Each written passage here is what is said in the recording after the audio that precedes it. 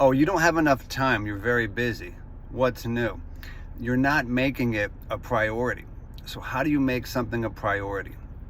Start off by defining exactly what you have to deprioritize. Where are you spending your time? What do you have to deprioritize?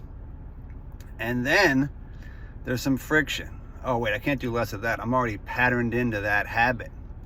So you got to pattern out of that habit. You got to have some difficult conversations. Most importantly, you got to figure out why. Why is it important for you to get healthy? Because the disease process does not take vacations, and it's not going away, and it's something that you have to deal with at some point. When you figure out why and you feel motivated, that's when I want you to call me. Have a great day.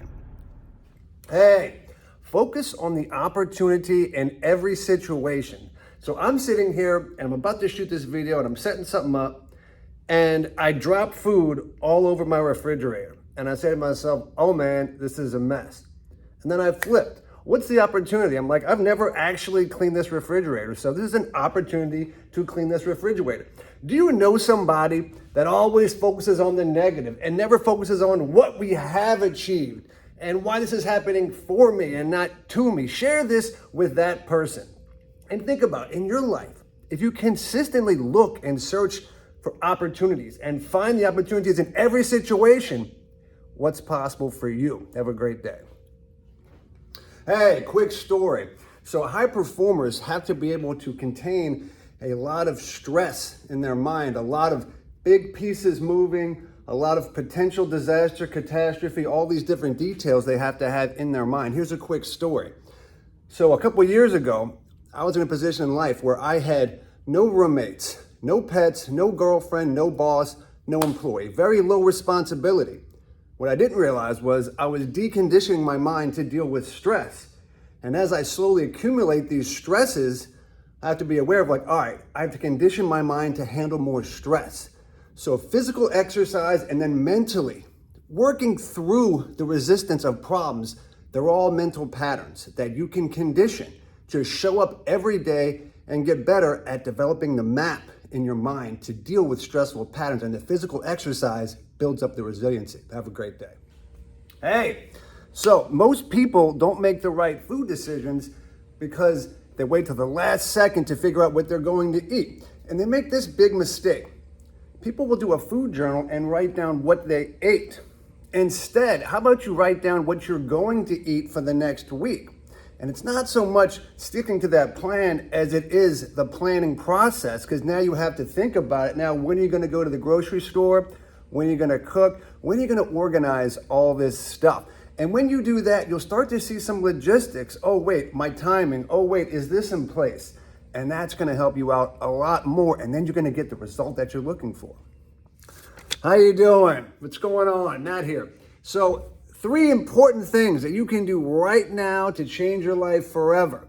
Well, I just recorded my 8-week high performance health course, and I noticed as I was filming it, there's 3 things in here that like, you can just do these once and they'll change your entire life. First thing in there, you change the people that you associate with. The 5 people that you're associating with, you can shift those people out and put good people in.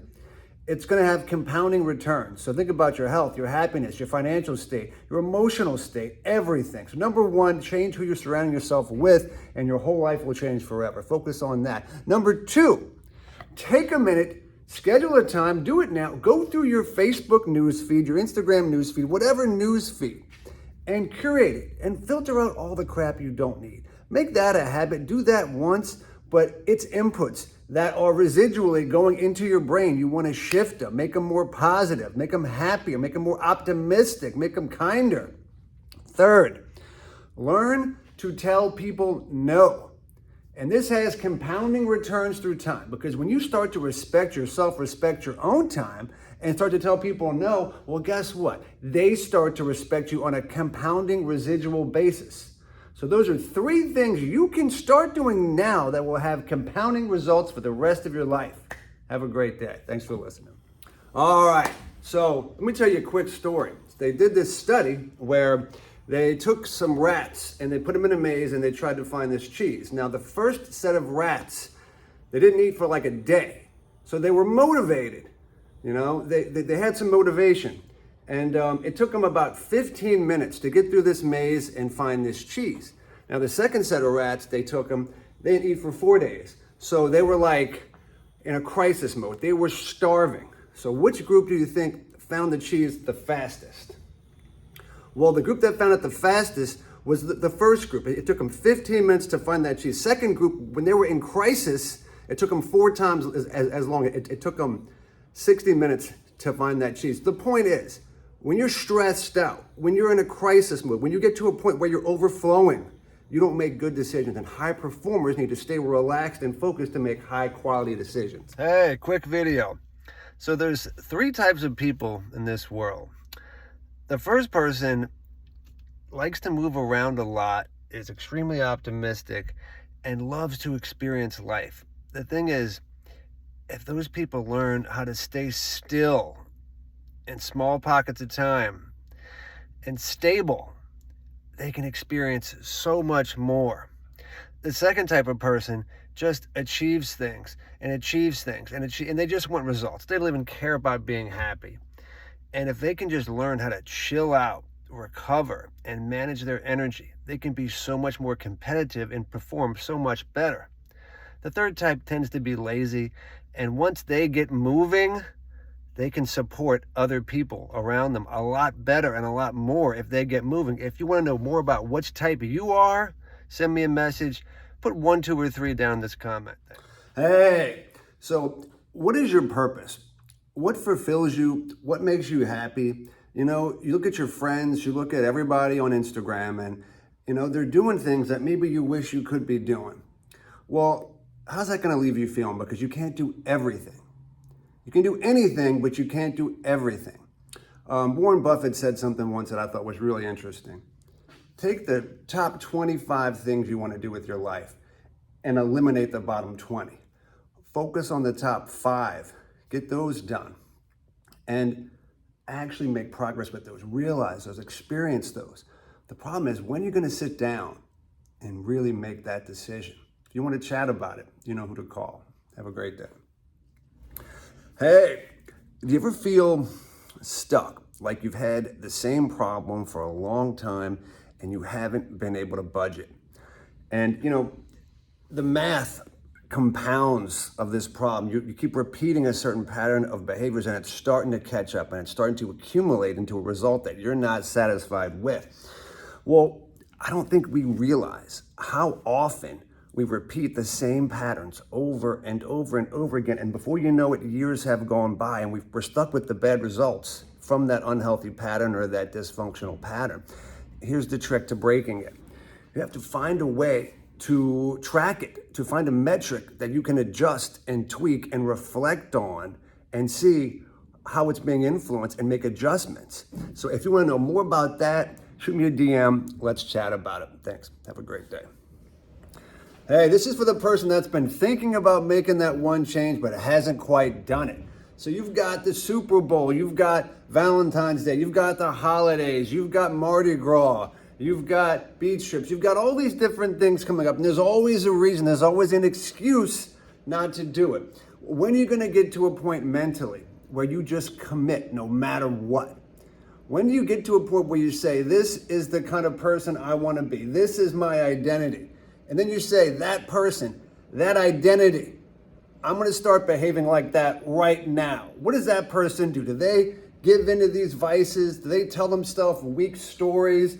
Because that personality, that attitude is going to get you here. When you can fully commit and live a much healthier, much happier dream life. But adopt the mindset now. What does it feel like to say, today, I'm starting. Right now, I'm starting. This moment, I'm starting. Not tomorrow, but now. Share this with someone who is struggling with impulsive behavior. So here are some strategies and some things to think about. If someone's impulsive, so let's say the doorbell rings, okay? Boom, we react. We get up and answer the door. Let's say our phone dings. We pick it up. So when we've got these impulsive triggers or these reactive triggers, instead of reacting to them or saying no to them, simply go to default relax. because it's easier to relax than to totally reject the idea. So number one is just relax. Number two, can you at least delay the response? So the doorbell rings, sit there for a second and notice that pull of you wanting to get up. So delay it. It's going to give you some power and some control. The next thing you can do is meditate. So that's one of the things early on that meditation really helps with, is the ability to notice and observe your thoughts, to not react to situations, but to respond and notice what's happening inside of your brain, to kind of watch yourself think. Noticing is the big thing there. The last thing with impulsive behavior is your physiology. There's things in our brain that we can regulate so we're not so impulsive. So if you take a high quality fish oil that's got high EPA, it's going to reduce inflammation, it's going to smooth things out. I like phosphatidylcholine. I think that helps a lot, definitely with focus. And vitamin D is huge. So if you or someone you know is dealing with impulsive behavior, I hope that helps. And you've got the control here. There's things you can do to make things better. Have a great day. Hey, how's it going? Coming to you from Boulder, Colorado today. Let's talk about trying. Let's talk about courage. Let's talk about stop distracting yourself. Stop putting crap in your body. Get out of your own way. Life's easy when you make it easy.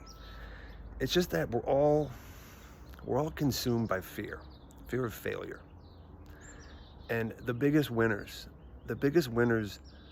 lose more than losers lose. The biggest winners lose more than they win. And anybody can sit back and criticize what someone else is doing, or criticize different methods for doing things. But what are you doing but sitting back and criticizing people because you're scared, you're full of fear. So stop putting crap in your body. Stop being distracted.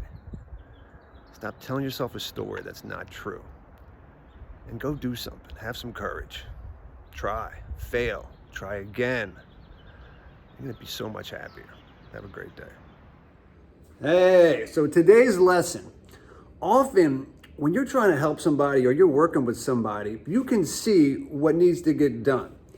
And people tend to support their own ideas. Let me give you a story, a quick example. So let's say we had an experiment where me and you were going to build, let's say it's a dollhouse, okay? And the first time we do it, it's my idea and you're going to build the dollhouse, all right? The second time we do it, it's going to be your idea and I'm going to build the dollhouse. At the end of the day, which dollhouse do you want to take home to your kids or whatever? Most people say, so do you want to take home the one that you did the work or the one where it was your idea? Most people say they want to take home the dollhouse or the widget that it was their idea, not their work. So when you're trying to persuade someone to take action, let it be their idea. You can lead them to it with questions. If it's their idea, they're more likely to support it. If they pay for it, if they sacrifice it, if they own it and it's theirs, they're more likely to support it. But if you say, you need to do this, here's what I think you need to do, you're almost creating a resistance. So people are more willing to support an idea if it's their own. See where you can use that. Hey, today I want to talk about what is probably the worst thing you can do for your health.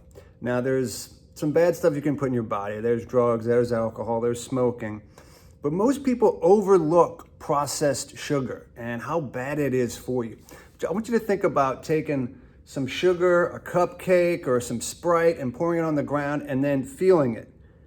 And feeling that stickiness, that gooiness. That's literally what you're putting into your blood. You're floating around sticky gooiness and it's sludging around and it's slowing you down. That's what happens when you consume processed sugar. Any of that sugar that's fake, that's pure sugar, that's liquid is probably the worst. Imagine that slushing around. Imagine flour, white flour, and how sticky it is. And just the substance of it. It's not good for you. It slows you down. It's a lot for your body to process. It's exactly how you would store fat on purpose. So remember, you're not a victim of circumstance. You can say no. And when you take control of your life, you're going to find purpose. Good luck. Have fun with it. So I spoke with 2 different clients yesterday. And I said, how are you doing with your New Year's resolutions? Are you getting that goal done? Well, one client's response was, yes. I'm like, wow, this person's going somewhere. This person's going to do something. The second response I got was, I'm going to try, I can tell you from my experience, when you say that phrase, I'm going to try, you've already lost. Now, on the plus side, you've already won. Because trying, well, you did it. You tried. Congratulations, you're a success. But eliminate that verbiage, that language out of your head. I'm going to try. If you're going to do it, say you're going to do it. Because even when you say that, things come up and it gets hard. But if you're at the point where you're saying, I'm going to try, good luck. It's not going to happen. Get focused, get certain, take action. Take responsibility for your life. You're going to find, hey, is there someone in your life that is struggling to get something done and you're sitting there saying, man, it's so easy. Why can't you just make this change? It's right there. Now you're great at it, so it's easy for you to do it. But for them, it's really hard. And sometimes we just sit there and that's where our thoughts stop. Well, think a little bit deeper, okay? What is one thing that you're not good at? The one change you've been trying to make that you haven't been able to do yet? Well, think about that. Think about how you experience that resistance. Sometimes it's a bigger change. Maybe their change could be smaller, but think about the resistance and how you can't quite get through it and how maybe you have to shrink that change. Maybe you need to get help to make that change. That's what they're experiencing. So flip that. Think about it from their perspective. And that's going to help you give them more empathy. It's going to help you understand the situation a lot better because everyone has a challenge. Listen to me. You're a giant loser. You'll never accomplish anything. You'll never reach your goal. All your doubts are right, and you're an idiot. Now, don't listen to me. Do I know you? Do I know anything about you? Do I know what you've experienced? Do I know what you're capable of? Do I know how smart you are? Do I know your unique talents? Does anybody? Positive feedback, negative feedback, none of that matters. You have to believe in yourself. No one knows you like you know you. No one knows what you're capable of. So don't let their thoughts influence your behavior. Their words, their opinions, they don't matter. Take control of it. You know what you can do. That's all that matters. Get rid of all of it. You know the truth more than they do. Their opinions do not matter. Expectations, like you sit down and these are the expectations that you're creating, and it's valuable to you to have that humanity, and y'all communicate that. Once you communicate things and create awareness, now you've got a choice, and so it's that awareness first, and then it's a choice. Sounds like y'all did a great job. Me and my wife, we just say, look, because we'll get into it. Like nothing's under the rug. I mean, we really get into it. So we'll say, hey, can we check in about something tonight? And then every night, 7, 8 o'clock, I'm done eating dinner. It's like, all right, well, what is it? And you get these smaller conversations out of the way. They're not so bad. And now I understand more what's making her feel the way she's feeling, and y'all know how it goes. But but it's very, very customizable. And in a world where we're just figuring this out, I think the point is to figure out what you value, that human connection, that humanity about things, and then communicating that. And whatever that is in each situation, talk about it, communicate it. And we're in a place right now where you have to make everything new. You have to recreate your style and your flow and figure out what works and keep updating and adapting it to fit your specific needs. Because some people need more love. Some people need more significance. Some people need certainty. Some people need a variety of experiences. And sometimes these things are different. Here's my suggestion. Sit down for 5 minutes with a sheet of paper. Make a list of all the different things you can do to relieve that stress. Like, you can meditate, you can walk, you can spend time planning, you can eat better to increase your energy. You can, just spend a lot of time organizing when all this stuff's gonna get done. You can map out and schedule your day more efficiently. So get all those ideas together and then pick like the top 2 And like when you literally go through these motions and deconstruct the details and then plug it in your calendar and make the changes, a lot of that stress is like, it's all in here, and you can get it out on this sheet of paper and then really push it and follow through. And then we use these affirmations to remind you, okay, my relationship with my wife is gonna suffer if I don't get these fundamental, if I don't get my sleep, if I don't get my workout, if I don't get the right food, I'm not gonna be there for my kids. They're not gonna just have the stuff they need. And our relationship is going to suffer. Remind yourself of that with a statement. So can you take anything from that? Does that make sense? So, Yeah, that's exactly right. I've witnessed so many people changing. I've had so many people come in my office and say, Matt, I'm gonna do this. I'm gonna be your best before and after picture ever. And they're not lying. They don't think they're lying to themselves, and I'm watching it happen. I'm like, all right. I know what's gonna happen. And I gotta talk them down, and say, like, very rarely does someone go from 0 to 100. You have a heart attack, you're getting married. These are situations of high motivation where people can handle more complexity of changes. But there's a stat, it's like 55% of people can improve one habit a month, like 15% of people can improve 2 habits a month, and like 3% can improve 3 habits a month. So when you're thinking about diet, exercise, and supplements, and just taking whatever it is, pick one thing, iron it in for about a month or, until it's easy, and then stack on one more thing. And that's how everybody gets better. Yeah, the communication piece. Years ago, a guy would go to the office and not talk to his wife for 8 or 9 hours until they got home. And, they would miss each other. And then they would come home and have all these things to talk about. And now, if you have a question, boom, you can ask and there's no space. So I was talking about there was rules in the communication. So it might be weird, but get more detail. These high performers at a higher level, they get into the nitty gritty details. They sit down and say, all right, exactly what time is this happening? Exactly what time is that happening? And when you make these rules in tight spaces, it opens up freedom to where okay, now we've got 5 hours of nothing planned, and you plan to do nothing. You plan to just relax with your partner. But don't even talk to me for these hours because I'm focused on this. So don't talk in the room. If I walk by you in the hallway, whatever it is, whatever y'all decide.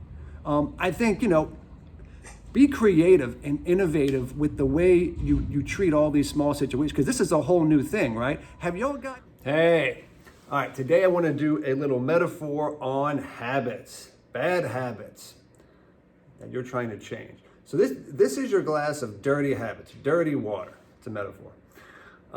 You've got your drinking, your smoking, your eating crap, your laziness, all that. So one way to adjust your habits is to just empty it.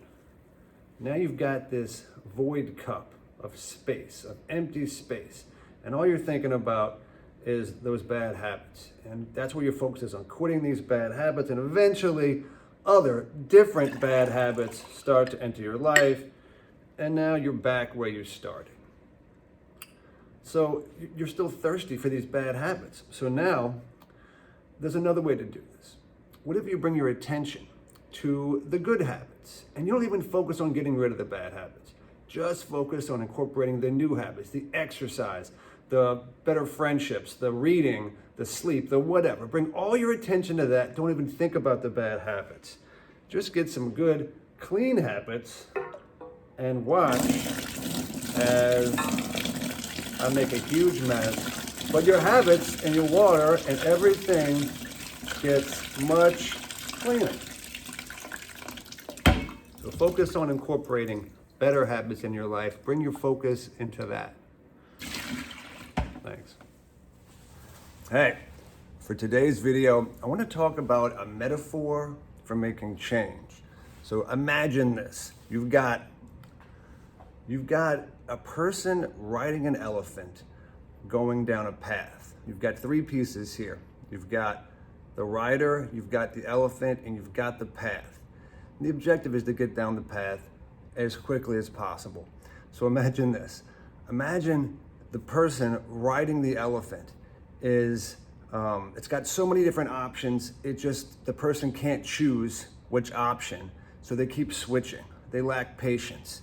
So now the elephant keeps changing course. Then you've got the elephant, which is sensitive to impulse. So this elephant is now distracted by this, distracted by that, and the rider can't control the elephant as well.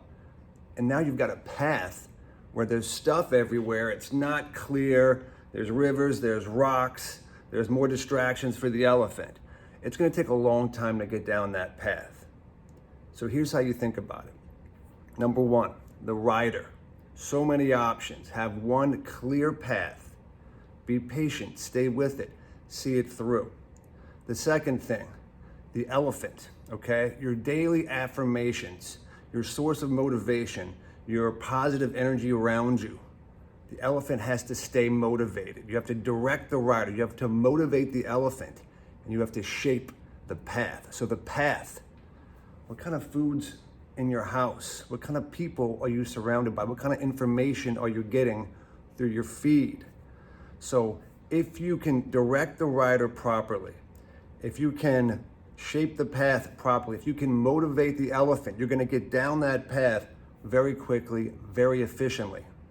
Think about that when you're making any change, because you're not a product of your circumstance. You have the ability to take control of your life. Good luck. Have a great day. I got that metaphor from this book.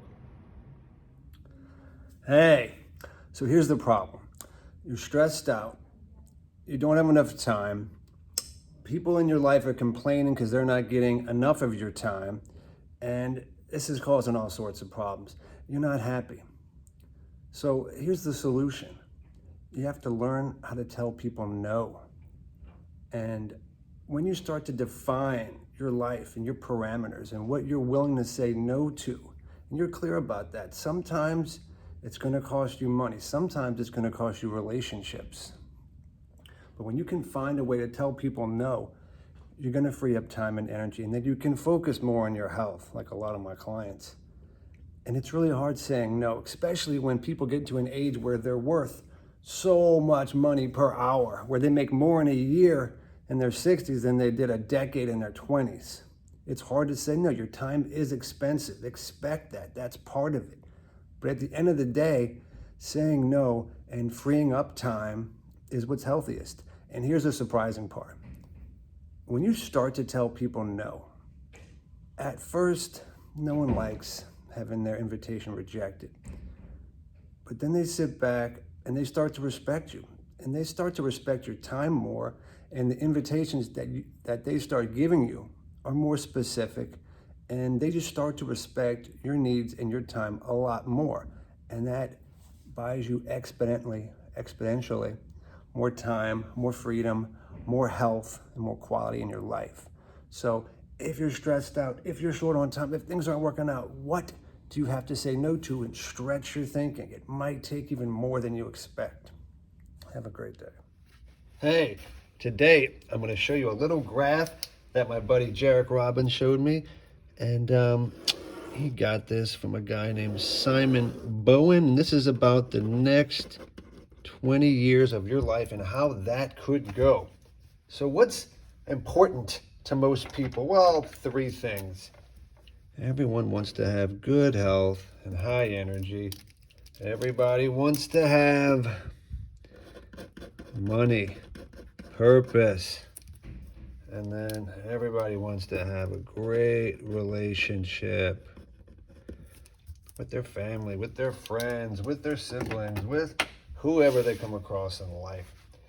So now what's going to happen if you just sandbag it, if you just don't try, if you have these bad reactive patterns that don't change, you're going to be down here and things are going to get worse. They're going to get worse and worse and worse and worse.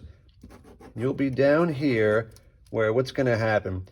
Maybe you'll have a little bit of a heart attack, maybe a stroke, you could get cancer, you could get divorced, you could live in a loveless marriage, you could be alone, you could go broke. You could have a mountain of debt. A lot of bad stuff can happen down here if we don't change our patterns early on. Other things can happen. So maybe, maybe you try and you lose momentum and something happens. And you try again and you lose momentum and you find a good book, but then, the holidays come and this just keeps happening. And you end up in a spot called right where you started. And I don't know about you, but I don't want to be right where I started after 20 years of work. So the question is, how long do you want to wait? How long do you want to wait? Because you could go up here. That's where you want to be. That's where all the financial freedom is. That's where the peace of mind is. That's where the awesome relationships, the great communication. That's where you don't worry about going to the doctor. That's where your body physically feels great and you have nothing to worry about. So these are your three options. Can we all agree that these are the three options? And let's look at how this looks in the short term. So over the next 6 months, there's just not a big gap between any of these. But as this scales out through time, this gap gets bigger and bigger and bigger and bigger and bigger. 10 years, 15 years, 20 years down the road. And here, you can make it back up. But man, it's almost impossible to get these many notches back up. You've just got these perpetually bad patterns. So how long are you going to wait? How are you not going to lose momentum? This is why we hire a coach. Someone to catch us before we fall. Someone who knows this is going to happen. So right here, they get us. That's going to happen right here. They catch us. And we follow through. It costs a lot more money and a lot more time to get started later. So this is how the next 20 years of your life could go. You could be in a flaming dumpster, or you could be living in paradise. You could have everything you've ever dreamed of and maybe even more. So what can you do? How can you take action to move things forward? Contact me. It's all I love to talk about.